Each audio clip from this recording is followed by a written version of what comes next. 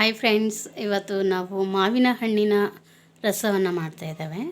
ಮಾವಿನ ಹಣ್ಣಿನ ರಸ ಮಾಡಲಿಕ್ಕೆ ನಾನು 5 ಮಾವಿನ ಹಣ್ಣನ್ನು ತಗೊಂಡಿದ್ದೇನೆ. ಸೊ ಇದು ಕೂಡ ತೊಳೆದಿಟ್ಕೊಂಡಿದ್ದೇನೆ. ಇದರ ಸಿಪ್ಪೆಯನ್ನೆಲ್ಲ ತೆಗೆದಿಟ್ಕೊಳ್ಬೇಕು. ಫಸ್ಟಿಗೆ ನಾನು ಒಂದು 5 ಮಾವಿನ ಹಣ್ಣು ತಗೊಂಡಿದ್ದೇನೆ. ಅದರ ಜೊತೆಗೆ ನಾನು ಅರ್ಧ ಲೀಟ್ರ್ ಮೊಸರನ್ನು ತಗೊಂಡಿದ್ದೇನೆ. ಸೊ ಈ ಅರ್ಧ ಲೀಟ್ರ್ ಮೊಸರನ್ನು ಒಂದು ಬಟ್ಟೆಯಲ್ಲಿ ಸೋದಿಸ್ಕೊಳ್ಬೇಕು. ಅದರ ರಸವನ್ನೆಲ್ಲ ನೀರಿನ ಅಂಶ ಎಲ್ಲ ಹೋಗೋ ಹಾಗೆ ಸೋದಿಸ್ಕೊಳ್ಬೇಕು. ಸೊ ಅದನ್ನು ಇವಾಗ ರೆಡಿ ಮಾಡ್ಕೊಳ್ಳೋಣ. ಅರ್ಧ ಲೀಟ್ರ್ ಮೊಸರು, ಅದಾದ ನಂತರ 1 ಬೌಲಷ್ಟು ಸಕ್ಕರೆಯನ್ನು ತಗೊಂಡಿದ್ದೇನೆ. ಸೊ ನಿಮಗೆ ಸ್ವೀಟ್ ಎಷ್ಟು ಬೇಕಿರುತ್ತೋ ಅದನ್ನು ನೋಡಿ ಮಾಡ್ಕೊಳ್ಳಿಕ್ಕೆ ನಾನು 1 ಬೌಲಷ್ಟು ಸಕ್ಕರೆ ತಗೊಂಡಿದ್ದೇನೆ. ನಿಮಗೆ ಎಷ್ಟು ಕ್ವಾಂಟಿಟಿ ಹಾಕ್ತೀರ ಅದರ ಮೇಲೆ ಡಿಪೆಂಡ್ ಆಗಿ ಇದನ್ನು ಯೂಸ್ ಮಾಡ್ಕೊಳ್ಬಹುದು.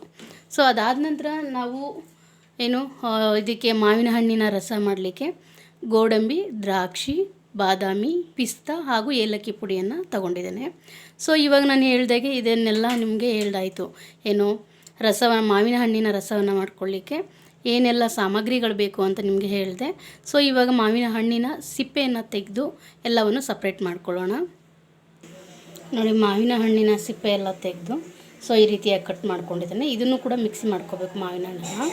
ಸೊ ಅದಾದ ನಂತರ ನಾನು ನಿಮಗೆ ಹೇಳಿದಾಗೆ ಎಲ್ಲ ಗೋಡಂಬಿ, ದ್ರಾಕ್ಷಿ ಮತ್ತು ಪಿಸ್ತಾ ಆಗನು ಏಲಕ್ಕಿ ಪುಡಿ ಇದೆಲ್ಲ ರೆಡಿ ಮಾಡಿದ್ದೇನೆ.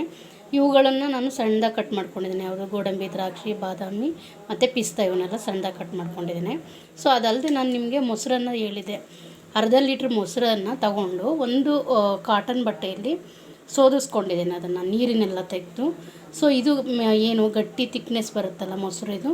ಸೊ ಅದನ್ನು ಒಂದು ಸಣ್ಣ ಬೌಲಲ್ಲಿ 1 ಬೌಲ್ ಅಷ್ಟು ಆಗೋದನ್ನು ತಗೊಂಡು ನಾನು ಸಪ್ರೇಟಾಗಿ ಒಂದರಲ್ಲಿ ಹಾಕ್ಕೊಂಡಿದ್ದೇನೆ. ಸೊ ಇದನ್ನು ಕೂಡ ರೆಡಿ ಮಾಡಿ ಇಟ್ಕೊಂಡಿದ್ದೇನೆ. ಈಗ ಫಸ್ಟಿಗೆ ನಾವು ಮಾವಿನ ಹಣ್ಣನ್ನು ರುಬ್ಕೊಳ್ಳೋಣ. ಅದಕ್ಕೆ ನೀರೇನು ಹಾಕೋದು ಬೇಡ. ನೋಡಿ, ಇದನ್ನು ರುಬ್ಕೊಂಡಿದ್ದೇನೆ ಮಾವಿನ ಹಣ್ಣನ್ನು. ಇವಾಗ ನಾನು ಒಂದು ಬಾಣಲೆಯನ್ನು ಕಾಯ್ಲಿಕ್ಕೆ ಇಟ್ಟಿದ್ದೇನೆ. ಸೊ ನಾನು ಇವಾಗ ಮಾವಿನ ಹಣ್ಣನ್ನು ಪೇಸ್ಟ್ ಮಾಡ್ಕೊಂಡಿದ್ದೀನಲ್ಲ, ರುಬ್ಕೊಂಡಿರೋದನ್ನು ಹಾಕ್ಕೊಳ್ಳೋಣ. ನೋಡಿ, ಮಾವಿನ ಹಣ್ಣನ್ನು ಬಾಣಲೆ ಕಾದಿರೋದಕ್ಕೆ ಹಾಕ್ಕೊಂಡಿದ್ದೇನೆ. ಸೊ ಇವಾಗ ರುಬ್ಕೊಂಡಿದ್ದೀವಲ್ಲ ಆ ಜಾರಲ್ಲಿರಿ ಒಂದು ಸಣ್ಣ ಲೋಟದಲ್ಲಿ 1 ಲೋಟ ಅಷ್ಟು ನೀರನ್ನು ಹಾಕಿ ಅದನ್ನು ಮಿಕ್ಸ್ ಮಾಡಿ ಬಾಣಲೆಗೆ ಹಾಕ್ಕೊಳ್ಳೋಣ. ಈಗೇನು ಒಂದು ಸಣ್ಣ ಲೋಟದಲ್ಲಿ 1 ಲೋಟ ಅಷ್ಟು ನೀರನ್ನು ಹಾಕಿದ್ದೇವಲ್ಲ, ಸೊ ಇದು ಕುದೀತಾ ಇರುವಾಗ ಇವಾಗ ಸಕ್ಕರೆಯನ್ನು ಹಾಕ್ಕೊಳ್ಳೋಣ. ಸಕ್ಕರೆ ನಿಮಗೆ ಎಷ್ಟು ಸ್ವೀಟ್ ಬೇಕಾಗಿರುತ್ತೋ ಅಷ್ಟನ್ನು ನೋಡಿ ಸಕ್ಕರೆ ಹಾಕ್ಕೊಳ್ಳಿ. ಸೊ ನಾನು ರುಚಿಗೆ ಸ್ವೀಟ್ ಎಷ್ಟು ಬೇಕಿರುತ್ತೋ ಅಷ್ಟನ್ನು ಮಾತ್ರ ನಾನು ಸಕ್ಕರೆಯನ್ನು ಹಾಕ್ಕೊಳ್ತೇನೆ. ಇವಾಗ ಸಕ್ಕರೆಯನ್ನು ಹಾಕ್ಕೊಳ್ತಾ ಇದ್ದೇನೆ. ಸೊ ಸ್ವೀಟ್ ಎಷ್ಟು ಬೇಕಿರುತ್ತೋ ಅಷ್ಟು ನೋಡಿ ಮಾತ್ರ ನಾನು ಹಾಕ್ಕೊಳ್ತೇನೆ. 1 ಬೌಲಲ್ಲಿ ಒಂದು ಅರ್ಧ ಬೌಲಷ್ಟು ಹಾಕ್ಕೊಳ್ತಾ ಇದ್ದೇನೆ. ಇವಾಗ ಸಕ್ಕರೆ ಎಲ್ಲ ಹಾಕಿದೆಯಲ್ಲ, ಸೊ ಚೆನ್ನಾಗಿ ಕುದೀತಾ ಇದೆ. ಇದರ ಜೊತೆಗೇ ಇವಾಗ ನಾವು ಮೊಸರನ್ನು ಸೋದಿಸಿ ಒಂದು ಬಟ್ಲಲ್ಲಿ ಹಾಕ್ಕೊಂಡಿದ್ವಿ. ಸೊ ಅದನ್ನು ಕೂಡ ಇವಾಗ ಇದರ ಜೊತೆಗೇ ಮಿಕ್ಸ್ ಮಾಡ್ಕೊಳ್ಳೋಣ. ಸೊ ಇದನ್ನು ಚೆನ್ನಾಗಿ ಮಿಕ್ಸ್ ಮಾಡಿ ಒಂದು 5 ನಿಮಿಷ ಕುದಿಸ್ಕೊಳ್ಳೋಣ. ಇದರ ಜೊತೆಗೆ ನಾನು ಇವಾಗ ಪೂರಿಯನ್ನು ಮಾಡಲಿಕ್ಕೆ ರೆಡಿ ಮಾಡ್ಕೊಳ್ತಾ ಇದ್ದೇನೆ. ನೋಡಿ, ಸೊ ಈ ರೀತಿಯಾಗಿ ಚೆನ್ನಾಗಿ ಮಿಕ್ಸ್ ಮಾಡ್ಕೊಳ್ಬೇಕು. ಸೊ ಮಾವಿನ ಹಣ್ಣು ರಸ ರೆಡಿಯಾಗೋವರೆಗೆ ನಾನು ಇವಾಗ ಪೂರಿ ಮಾಡ್ಕೊಳ್ಳಿಕ್ಕೆ ಹಿಟ್ಟು ಹಾಕ್ಕೊಳ್ತಾ ಇದ್ದೇನೆ. ಒಂದು ಬೇಸನನ್ನು ತೊಗೊಂಡಿದ್ದೇನೆ. ಒಂದು 1/4 kg ಗೋಧಿ ಹಿಟ್ಟನ್ನು ತಗೊಂಡಿದ್ದೇನೆ. 1 ಚಿಟಿಕೆಯಷ್ಟು ಉಪ್ಪನ್ನು ಕೂಡ ಹಾಕ್ಕೊಳ್ತಾ ಇದ್ದೇನೆ. ಇವಾಗ ಚಪಾತಿ ಹಿಟ್ಟನ್ನು ಕಲಿಸ್ಕೊಳ್ತಾ ಇದ್ದೇನೆ. ನೀರನ್ನು ಸ್ವಲ್ಪ ಹಾಕ್ಕೊಂಡು ಚಪಾತಿ ಹಿಟ್ಟನ್ನು ಕಲಿಸ್ಕೊಳ್ತಾ ಇದ್ದೇನೆ.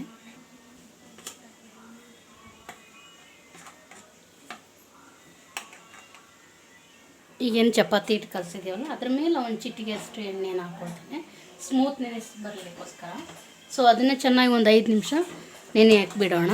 ಸೊ ಅದಾದ ನಂತರ ನಾವು ಪೂರಿ ಕೂಡ ರೆಡಿ ಮಾಡ್ಕೊಳ್ಬೋದು. ಮಾವಿನ ಹಣ್ಣಿನ ರಸ ತಿಕ್ನೆಸ್ ಇಷ್ಟು ಬಂದರೆ ಸಾಕು. ಸೊ ಇವಾಗ ಆಫ್ ಮಾಡ್ಕೊಳ್ಳೋಣ. ಇದಕ್ಕೆ ಏಲಕ್ಕಿ ಪುಡಿ ಕೂಡ ಹಾಕ್ಕೊಳ್ಳೋಣ. ಇವಾಗಲೇ ನೋಡಿ, ಏಲಕ್ಕಿ ಪುಡಿಯನ್ನು ಹಾಕ್ಕೊಳ್ತಾ ಇದ್ದೇನೆ.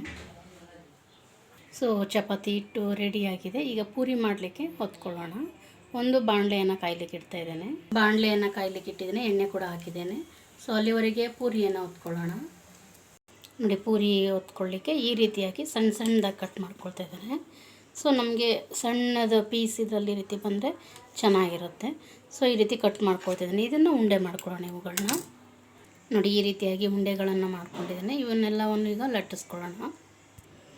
ಇನ್ನೊಂದು ಪೂರಿಯನ್ನು ನಮಗೆ ಈಸಿ ಮೆಥಡಾಗಿ ಮಾಡ್ಕೊಳ್ಳಿಕ್ಕೆ ಹಿಟ್ಟನ್ನು ದೊಡ್ಡದಾಗಿ ತೊಗೋಬೇಕು, ದಪ್ಪ ಹಿಟ್ಟನ್ನು.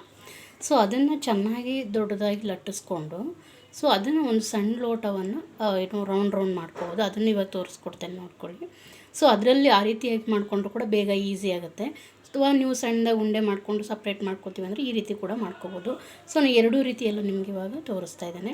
ಸೊ ನಾನು ಇವಾಗ ಏನು ದೊಡ್ಡದಾಗಿ ಹಿಟ್ಟನ್ನು ತೊಗೊಂಡಿದ್ದೇನೆ. ಇವಾಗ ಇದನ್ನು ಲಟ್ಟಿಸ್ಕೊಳ್ತಾ ಇದ್ದೇನೆ.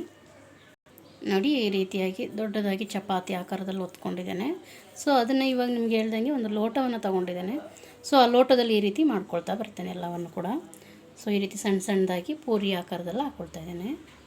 ನೋಡಿ ಈ ರೀತಿಯಾಗಿ ಲೋಟದಲ್ಲಿ ಈ ರೀತಿ ಮಾಡ್ಕೊಂಡಿದ್ದೇನೆ. ಇವನ್ನೆಲ್ಲ ಸಪ್ರೇಟ್ ಮಾಡ್ಕೊಳ್ತಾಯಿದ್ದೇನೆ ಸಣ್ಣ ಸಣ್ಣದವನ್ನ. ಸೊ ನೋಡಿ ಈ ರೀತಿಯಾಗಿ ಬರ್ತಾಯಿದೆ. ಸೊ ಈ ರೀತಿ ಸೈಡಲ್ಲಿ ತೆಗೆದು ಇಟ್ಕೊಳ್ತೇನೆ ಎಲ್ಲವನ್ನು. ಇವಾಗ ಸಪ್ರೇಟಾಗಿ ಸಣ್ಣ ಸಣ್ಣ ಉಂಡೆಗಳು ಮಾಡ್ಕೊಂಡಿದ್ದಲ್ಲ ಅದನ್ನು ಕೂಡ ಒತ್ಕೊಳ್ತಾ ಇದ್ದೇನೆ, ಲಟ್ಟಿಸ್ಕೊಳ್ತಾ ಇದ್ದೇನೆ. ಇವಾಗ ನೋಡಿ ಇದು ಉಂಡೆ ಮಾಡಿ ಲಟ್ಟಿಸ್ಕೊಂಡಿರೋದು. ಈ ಕಡೆ ಸೈಡು ಲೋಟದಲ್ಲಿ ಏನೋ ತೊಗೊಂಡಿದ್ನಲ್ಲ ಸೊ ಅದನ್ನು ಕೂಡ ಸಪ್ರೇಟ್ ಮಾಡಿ ಇಟ್ಕೊಂಡಿದ್ದೀನಿ. ಈಗ ಎರಡನ್ನೂ ಕೂಡ ಹಾಕ್ತಾನೆ. ಎಣ್ಣೆ ಕೂಡ ಕಾದಿದೆ, ಪೂರಿಯನ್ನು ಹಾಕ್ಕೊಳ್ತಾ ಇದ್ದೇವೆ. ಸೊ ಇದೇ ರೀತಿ ನಾನೇನು ಲಟ್ಟಿಸಿರುವಂಥ ಎಲ್ಲ ಏನು ಪೂರಿಯನ್ನು ಕೂಡ ರೆಡಿ ಮಾಡ್ಕೊಳ್ಳೋಣ. ಚಪಾತಿ ಹಿಟ್ಟೆಲ್ಲ ಲಟ್ಟಿಸಿರೋದನ್ನು. ಇವಾಗ ಮಾವಿನ ಹಣ್ಣಿನ ರಸವನ್ನು ಒಂದು ಬೌಲಲ್ಲಿ ಹಾಕ್ಕೊಂಡಿದ್ದೇನೆ. ನಾನು ಆಲ್ರೆಡಿ ನಿಮಗೆ ಹೇಳಿದ್ದೆ ಎಲ್ಲ ಕಟ್ ಮಾಡಿಟ್ಟಿರುವಂಥ ಡ್ರೈ ಫ್ರೂಟ್ಸ್ ಇದೆಯಲ್ಲ ಸೊ ಅವೆಲ್ಲವನ್ನು ಕೂಡ ಹಾಕ್ಕೊಳ್ಳೋಣ. ಮಾವಿನ ಹಣ್ಣಿನ ರಸ ಮತ್ತು ಪೂರಿ ಸೊ ತುಂಬ ಕಾಂಬಿನೇಷನ್ ಚೆನ್ನಾಗಿರುತ್ತೆ. ಸೊ ನೀವು ಕೂಡ ಮನೆಯಲ್ಲಿ ಈ ರೀತಿ ಟ್ರೈ ಮಾಡಿ ತುಂಬ ರುಚಿಯಾದ ಒಂದು ಸ್ವೀಟನ್ನು ಕೂಡ ಸವಿರಿ.